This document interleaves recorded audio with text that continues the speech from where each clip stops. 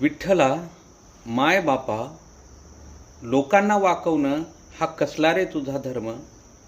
आणि असा धर्म तुला अपेक्षित आहे का?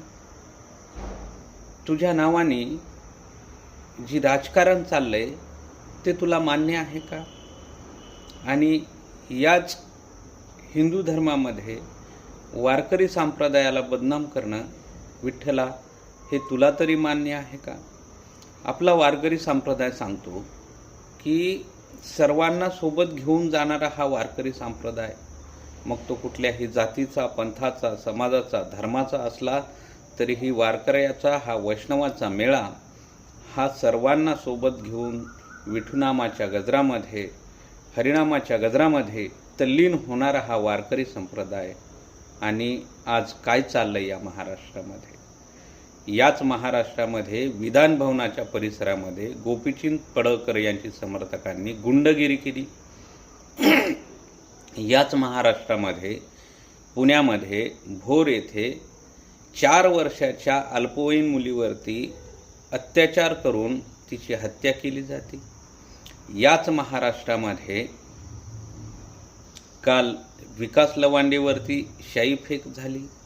आणि याच महाराष्ट्रामध्ये धर्माच्या नावाने, हिंदू धर्माच्या नावाने आज जे काही राजकारण चाललेलं आहे, हे याचा अंत किंवा याला विठ्ठल किंवा वारकरी संप्रदाय तर थाराच देणार नाही, परंतु जे तुझं नाव घेऊन जे राजकारण करतात, तुझ्या नावाचं जे भांडवल करून पोटाची खळगी भरतात आणि राजकारण करून तुझ्या नावाने जी मतं मिळवतात, हे मात्र अधर्म आहे.